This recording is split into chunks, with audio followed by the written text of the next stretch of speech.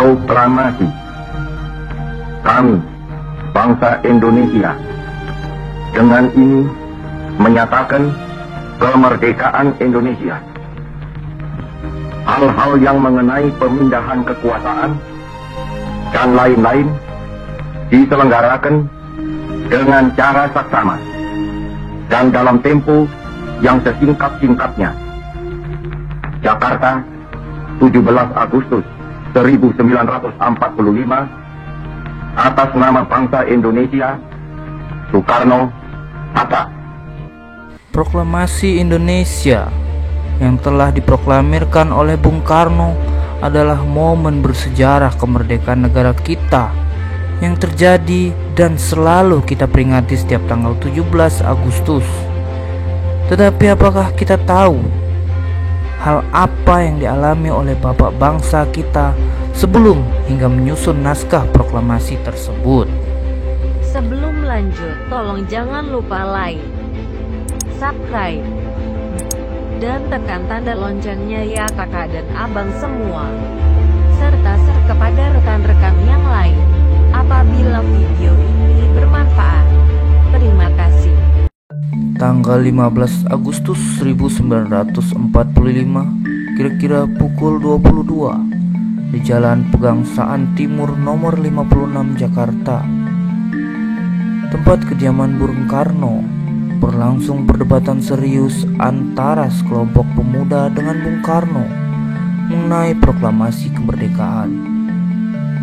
Kelompok pemuda menuntut agar Soekarno-Hatta segera memproklamasikan kemerdekaan.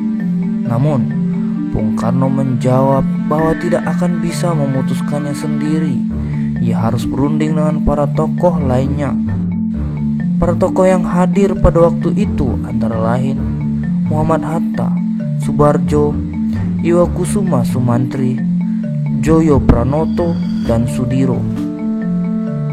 Tidak lama kemudian, Bung Hatta menyampaikan keputusan bahwa usul para pemuda tidak dapat diterima dengan alasan kurang perhitungan serta kemungkinan timbulnya banyak korban jiwa dan harta.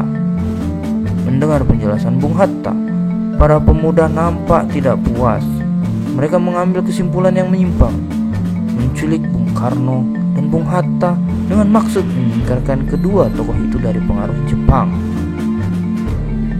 Aksi penculikan itu sangat mengecewakan Bung Karno, terutama karena para pemuda tidak mau mendengarkan pertimbangannya yang sehat. Namun, melihat keadaan dan situasi yang panas, Bung Karno tidak mempunyai pilihan lain kecuali mengikuti kehendak para pemuda untuk dibawa ke tempat yang mereka tentukan.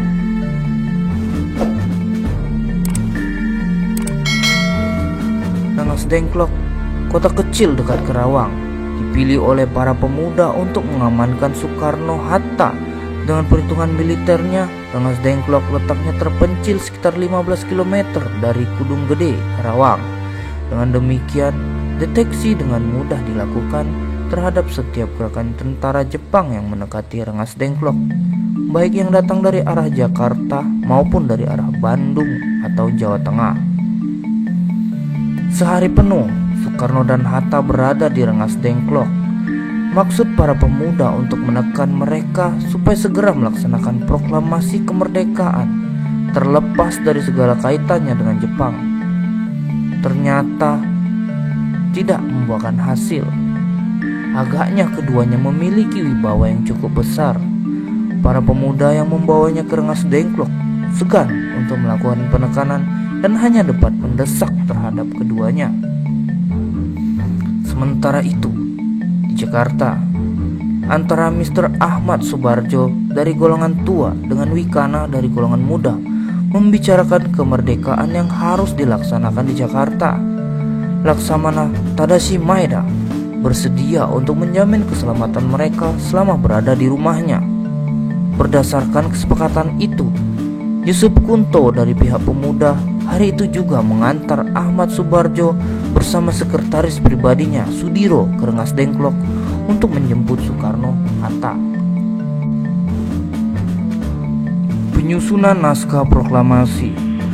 Rombongan penjemput tiba di Rengas Dengklok sekitar pukul 17. Ahmad Soebarjo memberikan jaminan bahwa proklamasi kemerdekaan akan diumumkan pada tanggal 17 Agustus 1945 selambat-lambatnya pukul 12. Dengan jaminan itu, Komandan Kompi Peta setempat bersedia melepaskan Soekarno dan Hatta kembali ke Jakarta. Rombongan Soekarno-Hatta tiba di Jakarta sekitar pukul 23, langsung menuju rumah Laksamana Tadasi Maeda di Jalan Imam Bonjol nomor 1. Rumah Laksamana Maeda dipilih sebagai tempat penyusunan teks proklamasi karena sikap Maeda sendiri yang memberikan jaminan keselamatan pada Bung Karno dan tokoh-tokoh lainnya.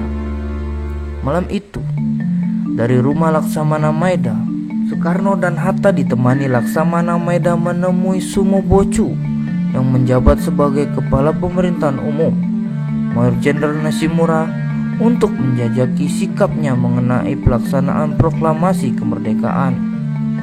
Nishimura mengatakan bahwa karena Jepang sudah menyatakan menyerah kepada sekutu, maka berlaku ketentuan bahwa tentara Jepang tidak diperbolehkan lagi merubah status quo. Tentara Jepang diharuskan tunduk kepada perintah tentara sekutu. Berdasarkan garis kebijakan itu, Nishimura melarang Soekarno-Hatta mengadakan rapat PPKI dalam rangka pelaksanaan proklamasi kemerdekaan. Melihat kenyataan ini, Soekarno-Hatta sampai pada kesimpulan bahwa tidak ada lagi gunanya untuk membicarakan soal kemerdekaan Indonesia dengan Jepang. Setelah pertemuan itu, Soekarno dan Hatta kembali ke rumah Laksamana Maeda. Di ruang makan rumah Laksamana Maeda itu dirumuskan teks proklamasi kemerdekaan. Maeda sebagai tuan rumah mengundurkan diri ke kamar tidurnya di lantai 2 ketika peristiwa bersejarah itu berlangsung. Miyoshi, orang kepercayaan Nishimura, bersama Sukarni, Sudiro, dan BM Diah menyaksikan Soekarno, Hatta, dan Ahmad Subarjo membahas rumusan teks proklamasi. Sedangkan tokoh-tokoh lainnya, baik dari golongan tua maupun dari golongan pemuda, menunggu di serambi muka. Menjelang tengah malam, rumusan teks proklamasi yang akan dibacakan esok harinya disusun. Soekarno menuliskan konsep proklamasi pada secari kertas.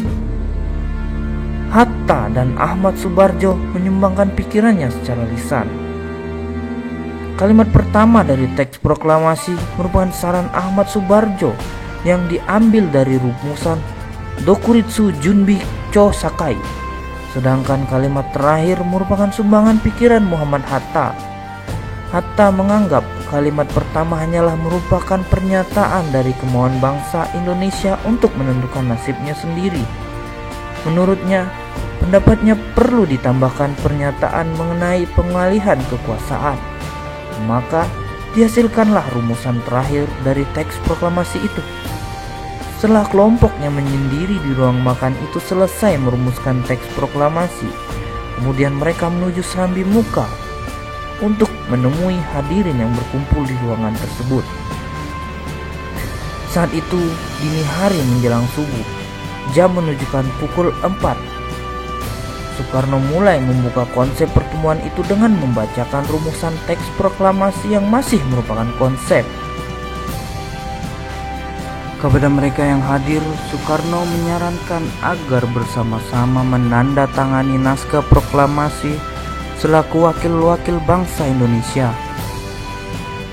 Saran itu diperkuat oleh Muhammad Hatta dengan mengambil contoh pada Declaration of Independence Amerika. Usul itu ditentang oleh pihak pemuda yang tidak setuju kalau tokoh-tokoh golongan tua yang disebutnya budak-budak Jepang turut menandatangani naskah proklamasi. Soekarno mengusulkan agar penandatanganan naskah proklamasi itu cukup 2 orang saja, yakni Soekarno dan Muhammad Hatta, atas nama bangsa Indonesia. Usul Soekarno itu diterima oleh hadirin. Naskah yang sudah diketik oleh Sajuti Melik segera ditandatangani oleh Soekarno dan Muhammad Hatta. Persoalan timbul mengenai bagaimana proklamasi itu harus diumumkan kepada rakyat di seluruh Indonesia dan juga ke seluruh pelosok dunia. Soekarno kemudian memberitahukan bahwa rakyat Jakarta dan sekitarnya telah disuruhkan untuk datang berbondong-bondong ke lapangan Ikada pada tanggal 17 Agustus untuk mendengarkan proklamasi kemerdekaan. Akan tetapi, Soekarno menolak saran Soekarni. Menurut Soekarno, lebih baik dilakukan di tempat kediamannya, Pegangsaan Timur. Karena menurut beliau, lapangan Ikada adalah lapangan umum. Suatu rapat umum tanpa diatur sebelumnya dengan penguasa-penguasa militer mungkin akan menimbulkan salah paham. Detik-detik proklamasi 17 Agustus 1945.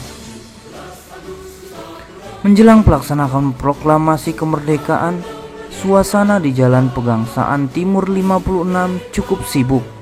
Bendera yang dijahit dengan tangan oleh Nyonya Fatmawati Soekarno sudah disiapkan.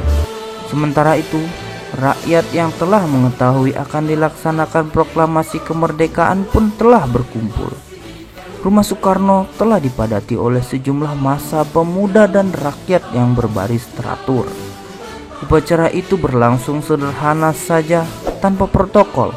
Soekarno mengucapkan pidato pendahuluan singkat sebelum membacakan teks proklamasi.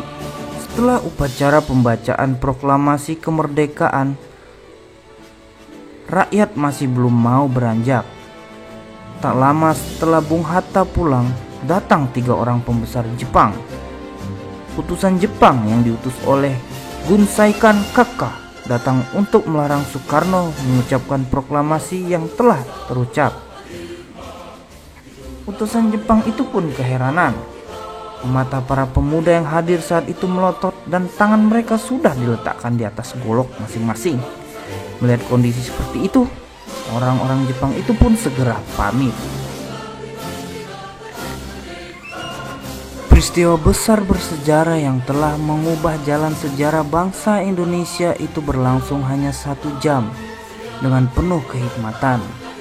Sekalipun sangat sederhana, namun ia telah membawa perubahan yang luar biasa dalam perjalanan sejarah bangsa Indonesia. Gema lonceng kemerdekaan terdengar ke seluruh pelosok Nusantara dan menyebar ke seantero dunia.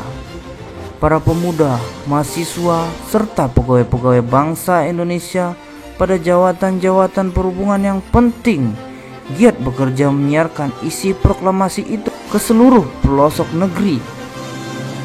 Demikianlah beberapa waktu sebelum dirumuskan hingga menjelang proklamasi diproklamirkan.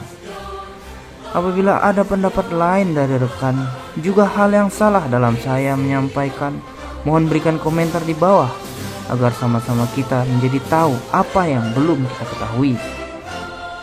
Terima kasih sudah menyaksikan videonya hingga selesai. Dirgahayu Indonesiaku, jaya selalu dan berdaulat tanah airku. Sampai jumpa.